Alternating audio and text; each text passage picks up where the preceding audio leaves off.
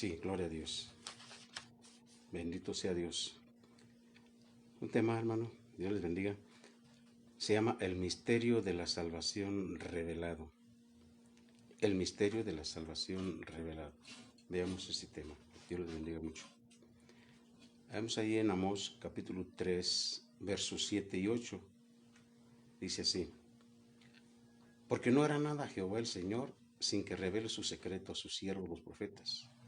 Si león ruge, ¿quién no temerá? Si habla Jehová el Señor, ¿quién no profetizará? El Señor no hacía nada en cuanto a su pueblo Israel sin primero revelar sus planes a los profetas. Cuando Dios se los revelaba, ellos estaban obligados a profetizar y a advertir al pueblo de los juicios amenazantes de Dios. Pero este caso no era un juicio, lo que estamos tratando ahorita, o sea, el tema. Está hablando de la revelación del secreto de Dios a sus profetas. Pero estamos hablando del tema de la salvación. Y eso se le dio desde antes a Isaías. En el capítulo 7, verso 14. Profetizada la salvación, revelada antes de que sucediera. Por tanto, el Señor mismo os dará señal. He aquí que la Virgen concebirá y dará a luz un hijo, y llamará su nombre Emmanuel. Bien. Virgen puede significar virgen o doncella antes del matrimonio. La aplicación inmediata de esa señal era a una joven novia que sería virgen hasta el momento de su matrimonio, antes que su hijo tuviera suficiente edad para distinguir lo bueno de lo malo. Serían destruidos los reyes de Siria e Israel. El cumplimiento final de esa profecía se efectuó en el nacimiento de Jesucristo por medio de la Virgen María. María era virgen y siguió siendo virgen hasta después del nacimiento de Jesús. La concepción de su hijo sucedió por un milagro del Espíritu Santo, más bien que mediante la obra de un hombre. Al hijo de la Virgen se le debía llamar Emmanuel, es decir, Dios con nosotros. Ese nombre adquirió un sentido más profundo en la venida personal al mundo del Hijo unigénito de Dios. Un misterio que se dio a conocer, que se dio a través de los profetas, enviado por Dios. Veamos la parte central de esto es en Mateo capítulo 1. Mateo capítulo 1.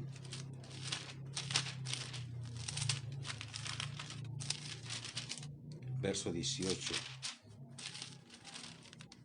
al 21. Dice así: el nacimiento de Jesucristo fue así. Estando desposada María, su madre, con José, antes que se juntasen, se halló que había concebido del Espíritu Santo.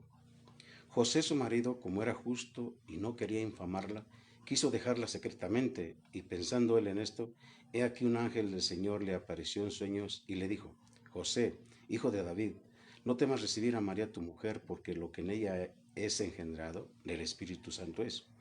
Y dará a luz un hijo, y llamará su nombre Jesús, porque él salvará a su pueblo de sus pecados. Notemos, Jesús significa salvación, Jesús significa salvador.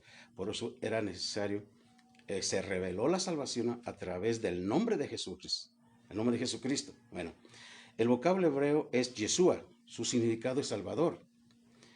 Describe la tarea futura del Hijo de María y es la promesa inicial del Evangelio. Jesús, como Salvador, salvará a su pueblo de sus pecados.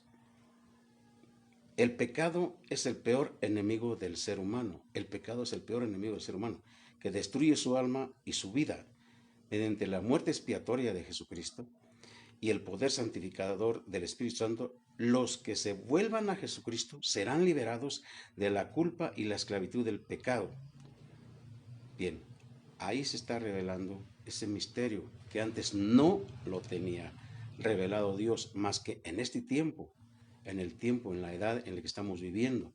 A partir de Jesucristo se pronuncia la salvación para la humanidad. Bien, vamos ahí a ver en Marcos capítulo 4. Aleluya. Verso 1. Dice así: otra vez comenzó Jesús a enseñar junto al mar, y se reunió alrededor de él mucha gente, tanto que entrando en una barca se sentó en ella en el mar, y toda la gente estaba en tierra junto al mar, y les enseñaba por parábolas muchas cosas, y les decía en su doctrina: oíd, he aquí el sembrador salió a sembrar, y al sembrar aconteció que una parte cayó junto al camino, y vinieron las aves del cielo y la comieron. Otra parte cayó en pedregales, donde no tenía mucha tierra, y brotó pronto porque no tenía profundidad de tierra. Pero salido el sol se quemó, y porque no tenía raíz, se secó. Otra parte cayó entre espinos, y los espinos crecieron y la ahogaron, y no dio fruto. Pero otra parte cayó en buena tierra y dio fruto, pues brotó y creció, y produjo a 30, a 60 y a 100 por uno.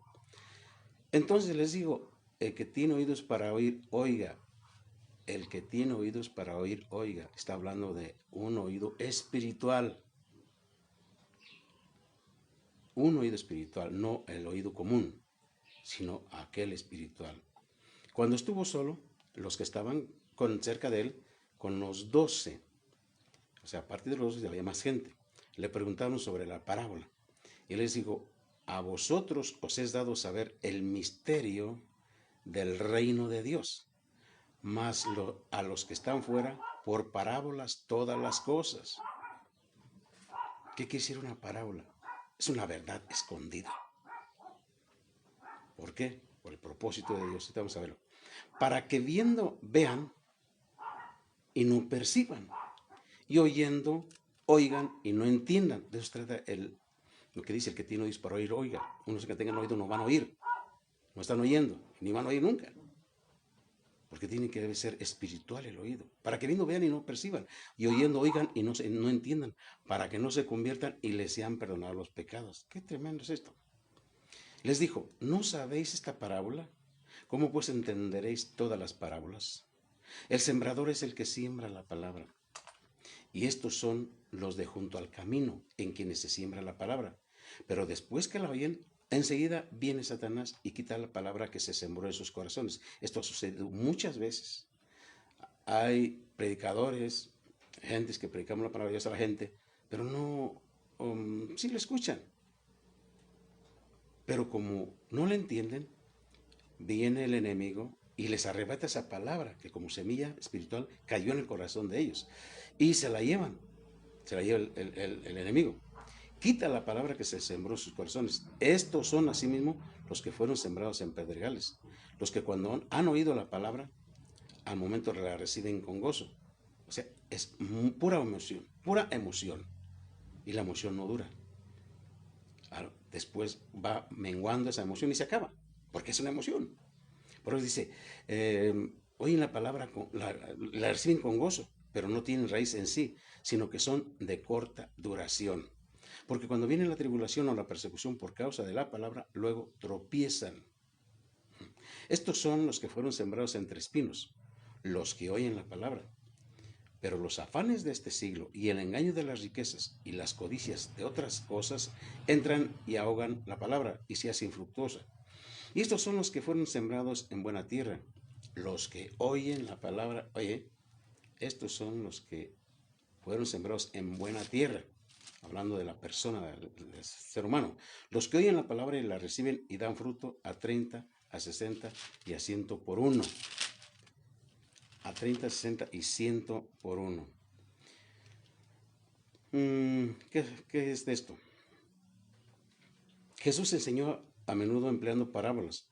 Una parábola es un relato sencillo, tomado de la vida diaria, que revela la verdad sobre el reino de Dios a los que tienen el corazón dispuesto para oír, y oculta esa misma verdad de los que no lo tienen dispuesto. Otra vez, Dios revela a los que tienen el corazón dispuesto para oír ese misterio, pero lo oculta,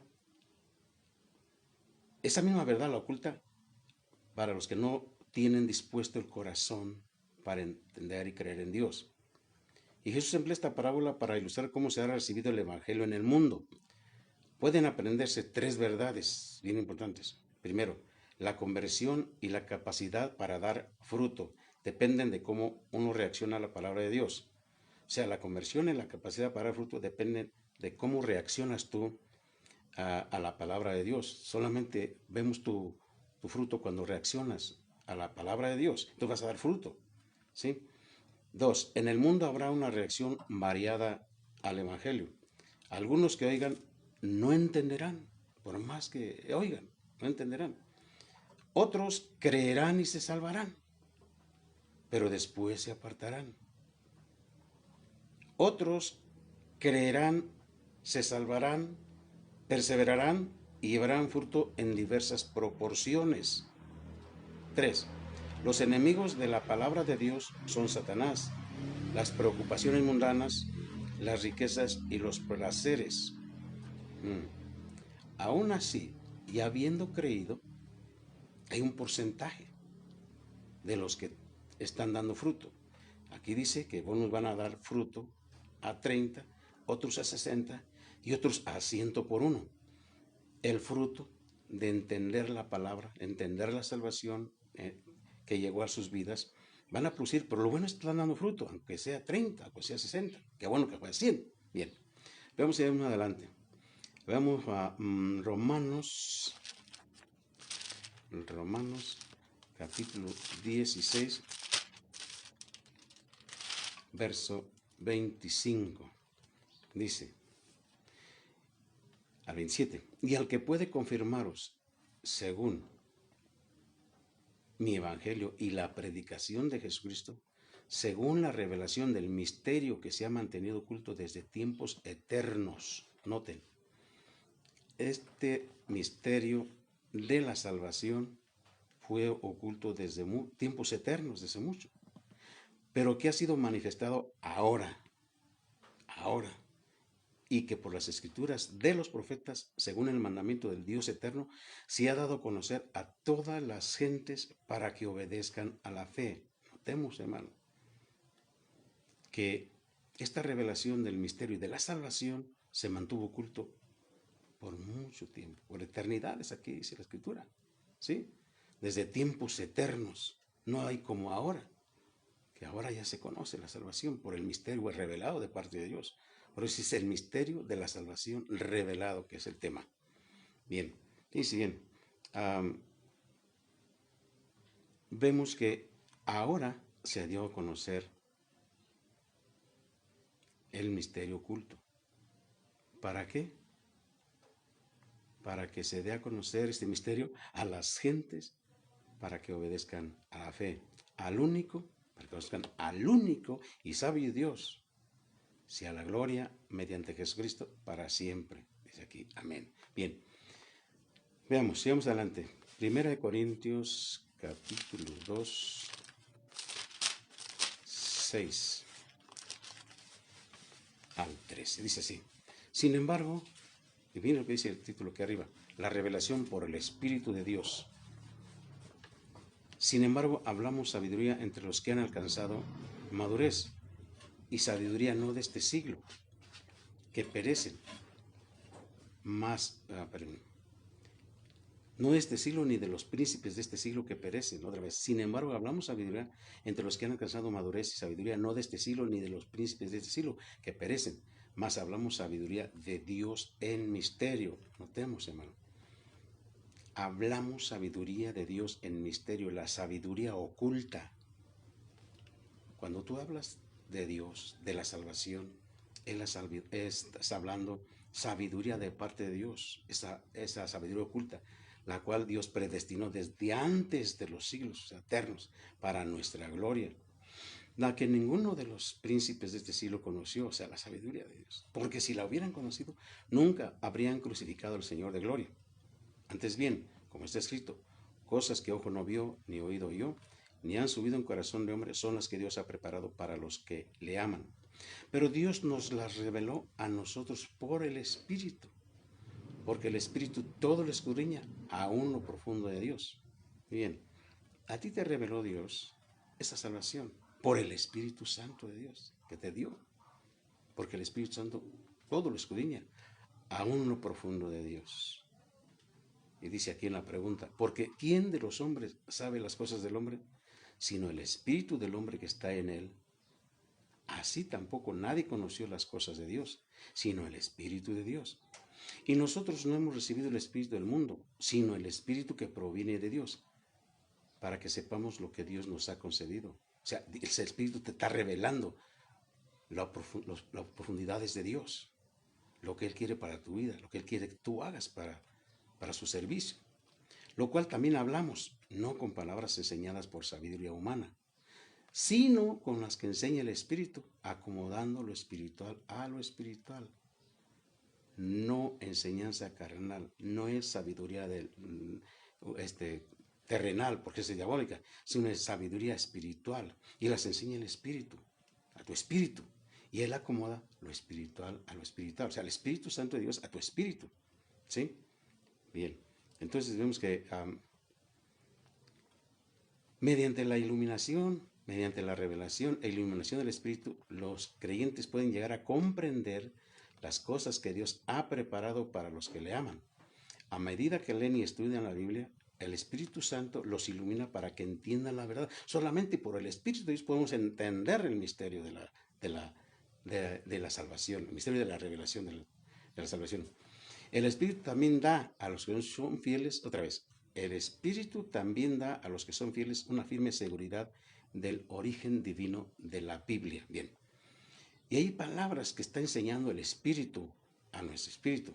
Dicen, aunque Pablo se está refiriendo al origen divino de su predicación, los versos 9 al 13 sugieren los pasos por los cuales el Espíritu Santo también inspiró lo que quedó escrito en la Biblia. Dijo Jesús, me voy, pero no los dejo solos. Enviar al Espíritu Santo los va a guiar a toda verdad, a toda justicia, y Él hablará las palabras que yo les quiero dar. A ver, primero, paso número 1. Dios quería darle a conocer su sabiduría a la humanidad.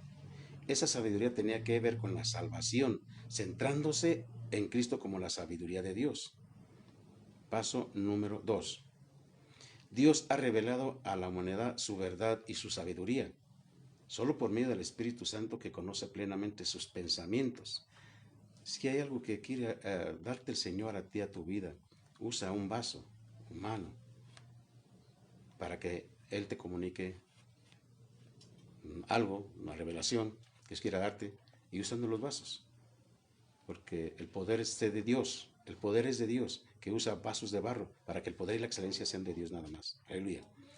Paso número 3. Dios les dio su revelación a creyentes escogidos mediante la presencia interior del Espíritu Santo. Dios les dio su revelación a creyentes. Porque, ¿cuál es la seguridad de la salvación? El Espíritu mismo da testimonio a nuestro espíritu que somos hijos de Dios. Oye, el Espíritu da testimonio a nuestro espíritu de que somos hijos de Dios. Entonces tú tienes que estar convencido, convencida de que eres hija, de que eres hijo de Dios. Porque el Espíritu está testificando eso a tu espíritu. Aleluya. Paso 4. Los escritores de la Biblia emplearon palabras tales como las palabras que enseña el Espíritu.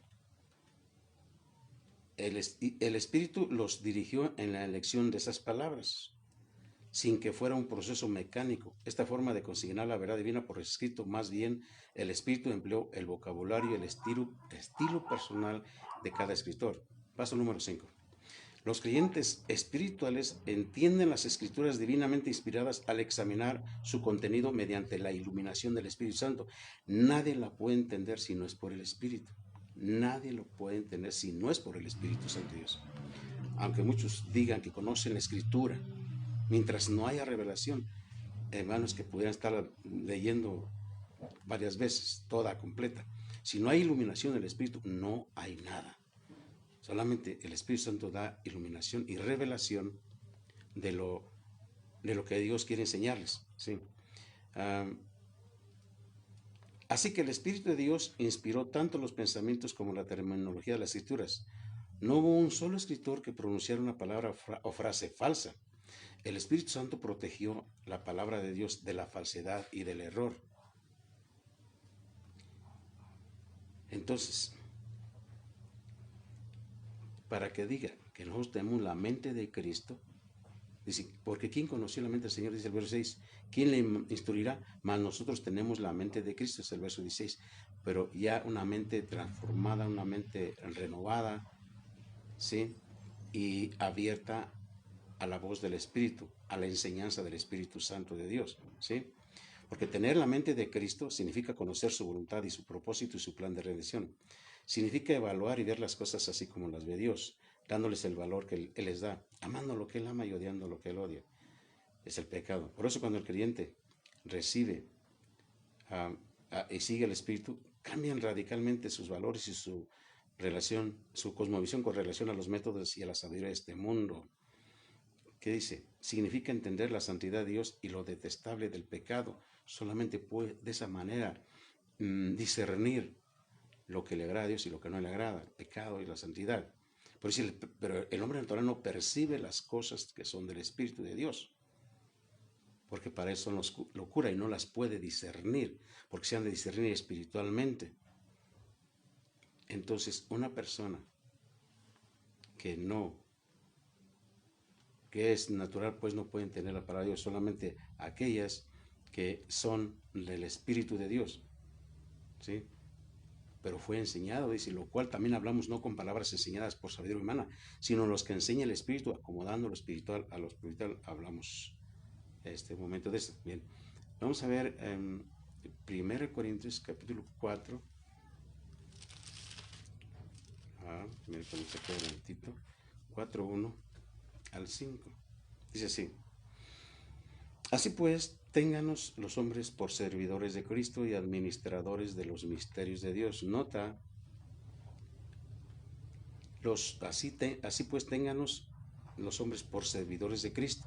O sea, identificar a los hombres que son servidores del Señor Jesús y que son administradores de los misterios de Dios, que a su vez el Espíritu Santo, o sea, Dios mismo, les reveló por el Espíritu, pues, a la gente los misterios de Dios. ¿Sí? Pero tiene que haber administradores. Ahora bien, lo segundo, se requiere de los administradores que cada uno se ha hallado fiel en lo que Dios te encomienda, en lo que Dios te ha enseñado, para que así lo des a saber y a conocer a los demás.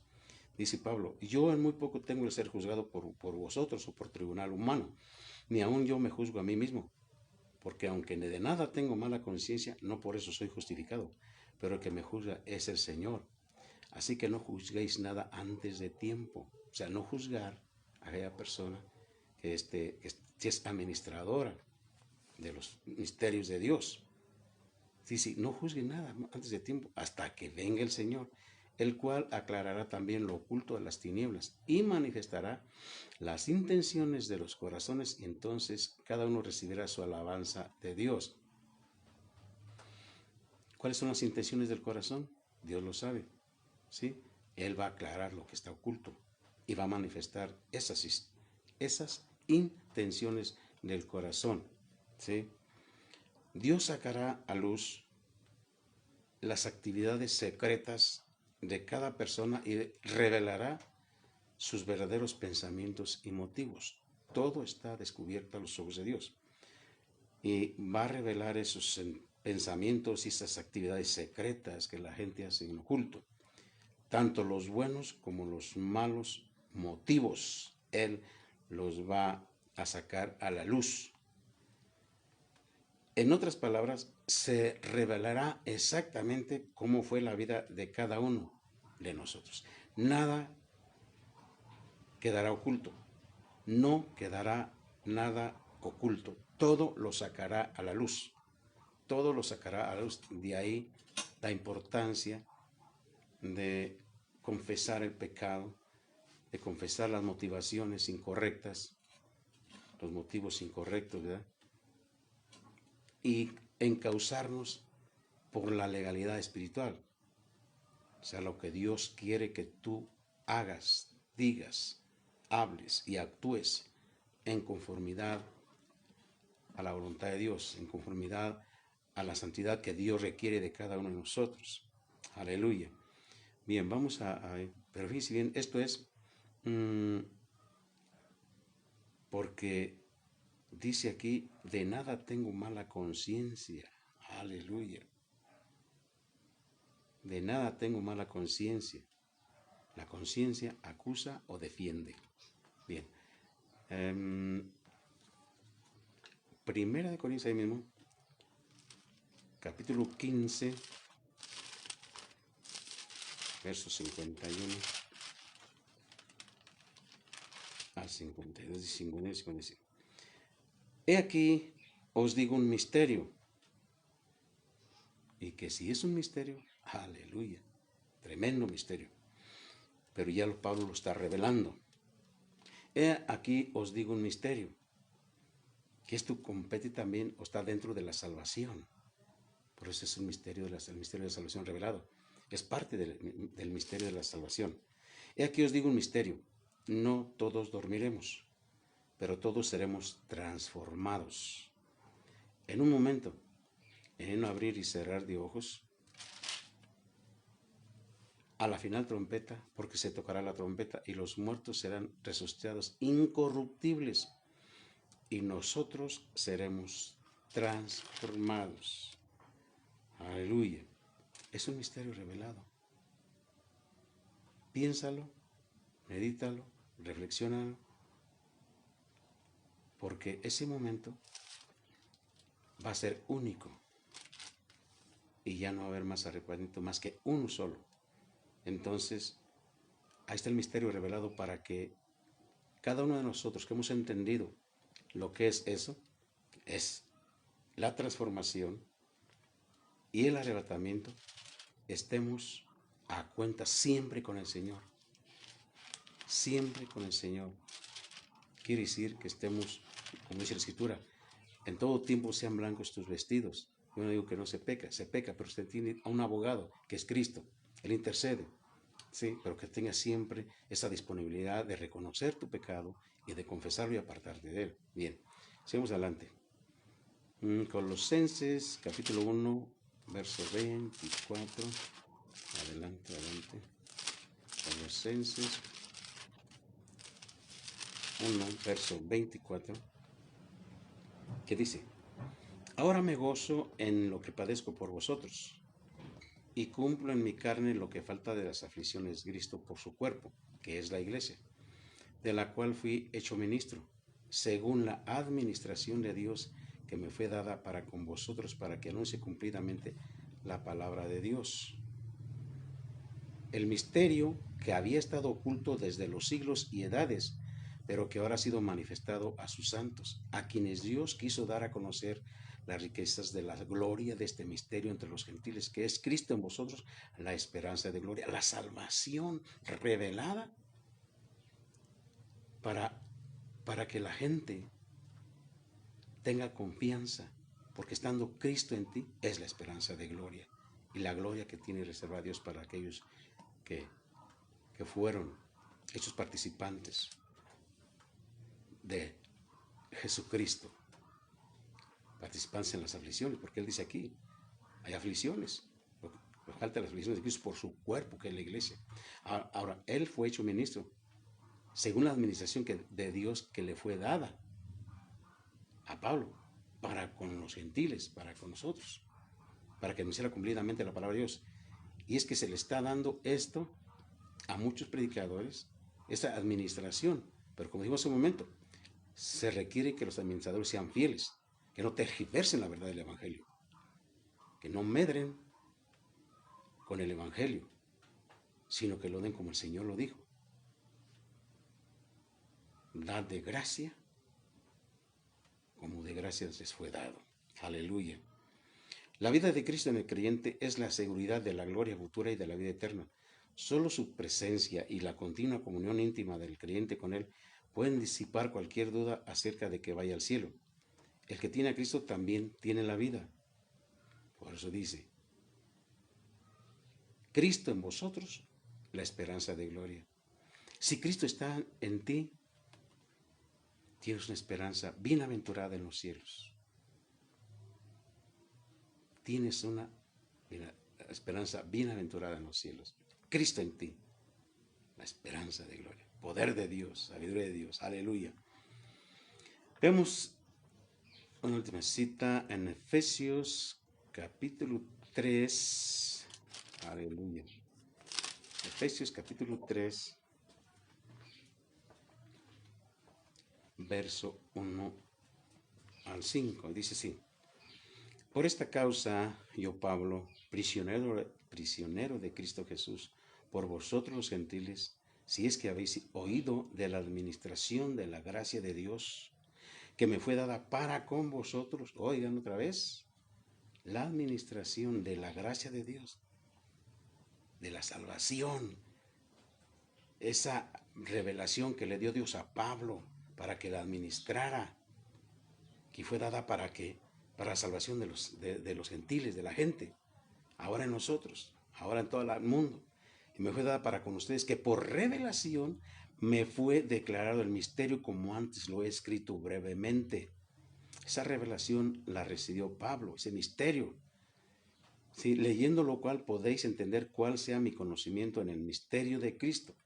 Misterio, vuelve a decir, que en otras generaciones, en otra parte dice que eternos, tiempos eternos, misterio que en otras generaciones no se dio a conocer a los hijos de los hombres, como ahora es revelado a sus santos apóstoles y profetas por el Espíritu. Por eso dijo Isaías, una virgen dará a luz un hijo y se llamará su nombre Emmanuel, que quiere decir Dios con nosotros. Aleluya.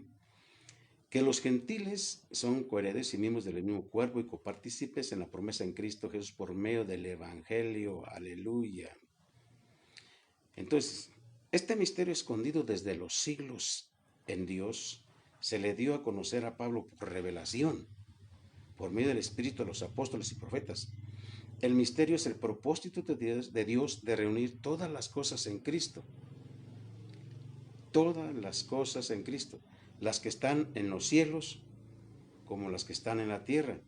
Y de incluir personas de todas las naciones en la promesa de vida y salvación.